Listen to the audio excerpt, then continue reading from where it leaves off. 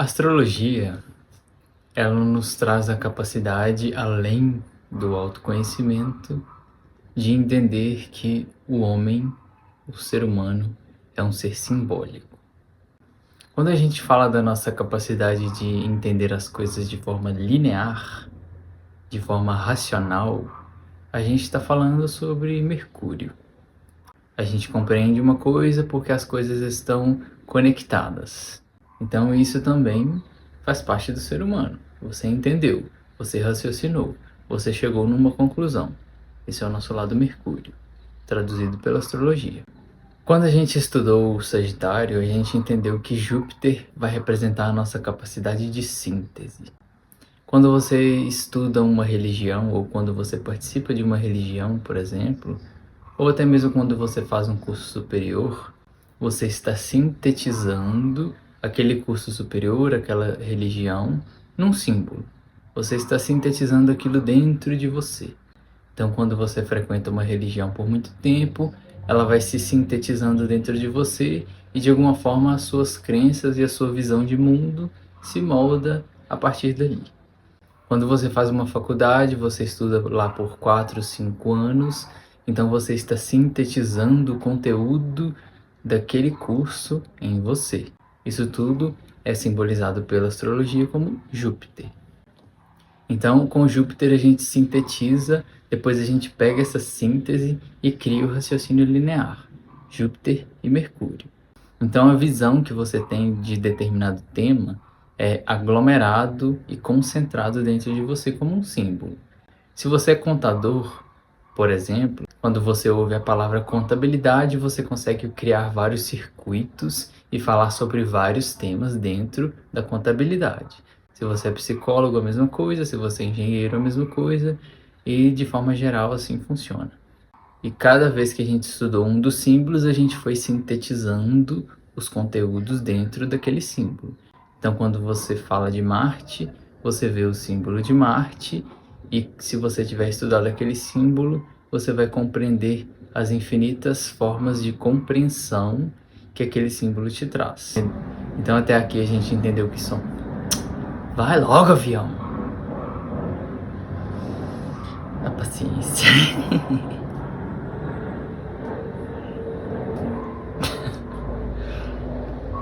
Isso é tão irônico, né, se a gente for analisar. O avião é um dos meios de transporte mais rápidos do mundo, mas quando ele tá passando enquanto alguém grava um vídeo, parece a coisa mais devagar do mundo. Enfim, continuando. Então, quando a gente estuda um símbolo, a gente coloca conteúdo dentro dele. Quando a gente vê o símbolo, a gente entende que ele representa tal e qual coisa, certo? Quando a gente chega em Aquário, a gente conhece Urano, que representa a mente universal, do qual a gente já falou. Então aqui a gente está falando da necessidade de pegar todos esses símbolos já estudados e unificá-los. E isso nos traz a capacidade de uma leitura multiparadoxal. O que é um paradoxo? Um paradoxo é quando duas coisas parecem contraditórias. Se você é bom, você não pode ser mau. Se você é generoso, você não pode ser egoísta. Isso seria um paradoxo. O nosso objetivo, quando a gente começa a desenvolver Urano, é entender que todos os paradoxos existem dentro da gente, unificados. Ou seja, você é bom e você é mau. Você é generoso e você é egoísta. Esses são os paradoxos. Um exemplo de paradoxos são os próprios signos. Quando a gente fala de Leão, por exemplo, a gente está falando do nosso brilho pessoal, do nosso lado mais egoísta. E quando a gente fala de Aquário, a gente está falando do nosso lado humanitário e altruísta. Você vai me dizer que essas duas coisas não podem existir na vida de uma só pessoa. Ou ela é egoísta ou ela é altruísta. Quando a gente começa a desenvolver Urano, que a gente já está além do tempo, além de Saturno, a gente precisa compreender que nós somos todos os signos. Então você é egoísta, você é altruísta. Você é individualista, mas você também se divide. Você é teimoso, mas você também tem a mente aberta. Tudo isso junto e unificado. Se a gente está indo em direção ao sagrado, tudo isso, tudo e todas as características humanas precisam ser incluídas. Então, Urano vai nos trazer a capacidade de unir os vários paradoxos. E isso a gente vai chamar de multiparadoxo. Ou seja, você vai pegar Júpiter, você vai pegar Mercúrio, você vai pegar Vênus, você vai pegar Urano, você vai pegar o Sol, você vai pegar Marte e ler todos eles ao mesmo tempo. Claro que para poder você colocar em palavras, você vai precisar trazer também a sua mente linear, a sua mente racional. Você não consegue explicar tudo ao mesmo tempo, por mais que a sua consciência esteja compreendendo tudo ao mesmo tempo. Então, para poder você usar as palavras, elas vão te dar a capacidade de comunicação, mas elas também vão te limitar. Muitas vezes a gente gostaria de pegar uma informação e entregar a alguém, mas se a gente não comunica de forma linear e compreensível, essa informação não é passada adiante. Então aqui a gente vê Urano como uma mente universal e Mercúrio como a nossa mente racional, a nossa mente pessoal. Então, para poder a gente fazer a leitura multiparadoxal, que em resumo é a leitura completa do mapa astral, a gente precisa entender que as coisas não devem ser excluídas umas das outras. Você não pode negar uma coisa porque dentro do mapa o contrário daquela coisa está sendo dito. Você precisa incluir todas elas. De uma forma geral, na nossa vida, quando a gente exclui alguma coisa que é apontada no nosso mapa, quando a gente não reconhece uma questão apontada no nosso próprio mapa, essa questão vai aparecer ao nosso redor projetada, sendo vista em outra pessoa. O inconsciente, a alma, o sagrado vai nos trazer essas pessoas, essas figuras, para poder a gente conviver, de alguma forma entrar em atrito, para poder a gente ir se conscientizando de que a gente também é aquela pessoa que a vida nos trouxe para perto. Então, se você se considera uma pessoa muito sincera, você vai atrair para sua vida uma pessoa que mente, até que você entenda que a vida quer que você aprenda também a ser mentiroso em ocasiões necessárias. Isso parece um tanto anti-espiritualidade, mas espiritualidade tudo inclui. Se você é uma pessoa unicamente pacífica e quer se manter como essa pessoa pacífica, a vida vai te trazer outras conexões com pessoas com mais agilidade, com mais raiva, com mais assertividade, com mais explosividade, para poder você se conscientizar a partir do atrito de que você também precisa se identificar e se desenvolver, pelo menos em partes, com essa agressividade, com essa explosividade, porque você precisa se tornar um ser humano, e se tornar um ser humano inclui todas as características humanas. Então quer dizer que compreendendo tudo isso a vida se resolve? Claro que não. Tudo isso que eu venho trazendo aqui são teorias que eu coloco em prática na minha vida, claro, porém não quer dizer que, justamente por eu entender essas teorias, que eu não passe por conflitos e por atritos e por muitos desafios também na minha vida. Eu entendo a teoria, mas simplesmente você ter uma compreensão racional de algo não quer dizer que você tenha desenvolvimento de consciência. Nosso objetivo é continuar desenvolvendo a consciência o tempo todo, mas algumas questões sempre serão mais desafiadoras para a nossa vida. Mesmo você sendo o Papa, mesmo você sendo o presidente da América, mesmo você sendo um astrólogo, mesmo você compreendendo o seu mapa. Então, à medida que a gente vai em direção ao sagrado, a gente vai em direção à unidade, a gente vai em direção ao Yin Yang. O Yin Yang tudo inclui. O Yin Yang é o símbolo completo do bem e do mal, do feminino, do masculino, do elemento fogo, com o elemento água, com o elemento terra, com o elemento ar. Tudo isso deve ser incluído. A gente é o Yin Yang. Mas para isso a gente precisa compreender essa capacidade multiparadoxal que o ser humano tem, mas que precisa ser desenvolvida. Inicialmente você vai viver em um ponto excluindo os outros. Você vai viver sendo o seu signo, por exemplo, excluindo os outros, ou abraçando alguns, mas tendo dificuldade com outros signos. O objetivo é que os 12 signos sejam incluídos.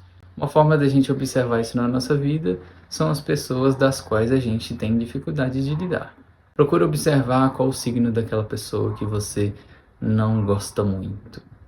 Alguma coisa em relação àquele signo precisa ser compreendida pela sua consciência. Claro que se você estudar sobre aquele signo daquela pessoa, vai te ajudar, mas apenas a partir do convívio e do atrito que você realmente vai entender e se conscientizar e evoluir em consciência em relação àquele signo, por exemplo. Então, quando a gente fala de Urano, a gente está falando de questões muito além do ego, muito além da nossa vontade pessoal, muito além do nosso controle. A gente não consegue controlar essa mente universal, a gente não consegue controlar a mente de Deus. Então, o que nos resta é compreender o seu funcionamento para poder agir de acordo com ele, para o nosso próprio bem. E como a gente já está falando de um planeta transsaturnino, transpessoal, que vai além do ego, a gente precisa fazer também pelos outros, também pelo coletivo, também junto aos outros e também junto ao coletivo. Então, quando a gente passa por situações que parecem que estavam predestinadas ou parecem que estavam completamente fora do nosso controle, o que é muito comum, a gente está passando pelo que a astrologia traduz como os planetas transpessoais em contato com a nossa vida. O objetivo é sempre a revolução, a liberação e a inovação, no caso de Urano. Então, se você estava preso num relacionamento e esse relacionamento acabou do nada, é um sinal de que você precisa se libertar e ampliar a sua consciência. Aquele relacionamento já não estava te trazendo mais uma certa satisfação evolutiva. Porém, como a gente inclui também as questões emocionais, nem tudo é racional e compreendido apenas pela mente, um término de longos anos vai te trazer dor emocional também. Então vai te libertar por um lado, vai te trazer dor por outro. Quando você perde alguém da sua família, por exemplo, por um ato do destino, da própria vida, um lado seu vai viver de luto, outro lado seu vai sentir uma certa liberdade ou uma certa responsabilidade devido à falta daquela pessoa. Então assim a gente vai juntando e compreendendo os multiparadoxos da vida. Tudo é equilíbrio e desequilíbrio. Só para poder a gente finalizar esse vídeo, tem um tema que eu gostaria de falar que é sobre o arquétipo da persona. O arquétipo da persona foi um dos arquétipos nomeados pelo Jung. Da onde surgiu e o que ele representa. E por que eu quero falar sobre ele agora? A persona era o nome dado à máscara utilizada pelos atores da Roma antiga que se apresentavam num teatro. Por que eles usavam uma máscara? Para que as pessoas que estivessem assistindo não vinculassem a imagem do ator com a imagem do personagem. Então, a partir daí, a gente começa a compreender o arquétipo da persona. Em termos simples, o arquétipo da persona é a máscara que a gente usa, no sentido da adaptação. Por exemplo, eu estou falando sobre astrologia e de alguma forma eu preciso ter uma máscara, uma persona de professor, uma pessoa que está passando um ensinamento. Mas eu não sou apenas isso aqui. Eu não sou apenas a pessoa que fala de forma séria sobre um assunto do qual eu estudei. Eu também faço piadas, eu também faço brincadeiras, eu também tenho uma forma de humor. Porém, como a minha proposta é ensinar astrologia, eu estou utilizando a persona do professor. Esse é o arquétipo. Então, se você for dar aula, você vai usar esse arquétipo, a persona do professor, a seu modo. Portanto, como eu quero trazer seriedade para o que eu estou falando, porque a astrologia revolucionou a minha vida por completo, é um assunto do qual eu trato de forma séria e às vezes pode soar que eu estou até mesmo sendo um tanto apático, com muita seriedade. Porém, isso é uma persona. Quando eu estou em família, eu utilizo outra persona. Quando eu estou com amigos, eu utilizo outra persona. E isso é a nossa capacidade de adaptação na sociedade. Qual que é o objetivo final da persona? O ego, o nosso eu, ele precisa ser protegido também. Ou seja, se você vai conviver com uma pessoa que é controladora, que é manipuladora, você precisa usar uma persona de uma pessoa que está se adaptando a ela, vamos colocar assim. Se você está lidando com uma situação muito difícil do qual você não tem saída, você não vai mostrar a sua vulnerabilidade por completo.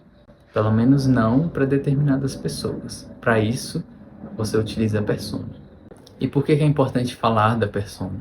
Porque se a gente vai desenvolver um contato com o coletivo a partir do signo de Aquário, se a gente vai desenvolver um contato com grupos, a gente vai precisar se adaptar a eles. A gente vai precisar utilizar personas das quais algumas daquelas pessoas não precisarão te conhecer por completo na sua intimidade.